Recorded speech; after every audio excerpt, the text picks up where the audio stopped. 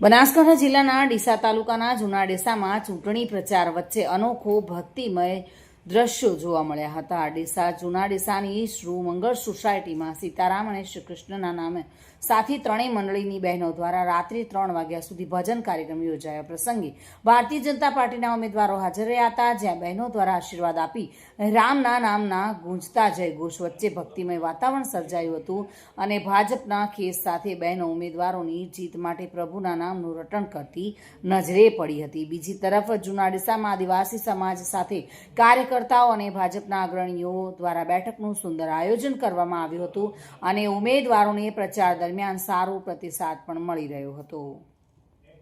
તો ચૂંટણીના માહોલ વચ્ચે ભક્તિ અને રાજકારણનો અનોખો સમન્વય ડીસાના જૂના ડીસામાં જોવા મળ્યો હતો, જે લોકોમાં ચર્ચાનો વિષય બન્યો છે। બોલો શિયાવર રામચંદ્ર ભગવાન કી જય, ભારત માતા કી જય, ભોળાનાથ કી જય। આથી મારી જૂના ડીસાની સર્વે બહેનોને માલુમ થાય કે આપણા જૂના ડીસાના લાડીલા એવા દિલીપ બ્રહ્મભટ્ટ તથા સંજયભાઈ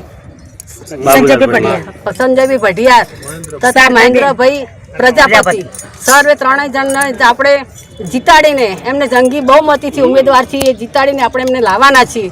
એવી ભગવાન પાસે ભોળાનાથ પાસે પ્રાર્થના માંગીએ છીએ। માતા કી જય। અમારા ભાજપના ઉમેદવારો ઉભેલા છે, એ ભાઈઓ આવી જાય એ માટે અમે ભજન રાખેલા છે અને અમે એવી પ્રાર્થના કરીએ છીએ કે અમારા 3-3 વિજય થાય। બોલો ભારત માતા કી જય, ભારત માતા કી જય। અમારા 3 ઉમેદવાર ઉભા એના માટે અમે આજ ભજન રાખ્યો છે। અમારા ખૂબ આશીર્વાદ છે, આવી એને જીતાડવા જ છે અમારે। વોટ વધારે આપવા જ। જય શ્રી કૃષ્ણ। આજરોજ જૂના ડીસા ગામની તમામ ત્રણે ભજન મંડળની બહેનોએ ભારતીય જનતા પાર્ટીના 3 ઉમેદવારો જીતે એ માટે ભજન સત્સંગનો કાર્યક્રમ રાખેલો। તમામ બહેનોએ અમને દિલથી આશીર્વાદ આપ્યા છે અને આ બહેનોએ અમારા માટે આજે 3 વાગ્યાથી 6 વાગ્યા સુધી ભજન કીર્તન કર્યા છે।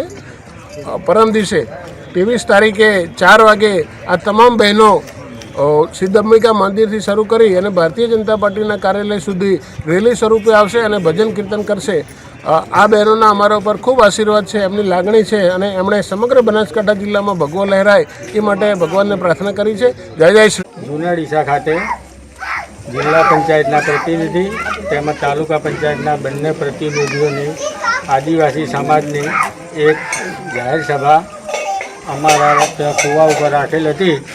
તેમાં સમાજના દરેક વ્યક્તિઓ હાજર રહેલ છે અને અમારા સમાજ દ્વારા સર્વે વ્યક્તિઓ નક્કી કર્યું છે કે 3 ઉમેદવારોને જંગી બહુમતીથી જીતાડવા આદિવાસી સમાજ તત્પર।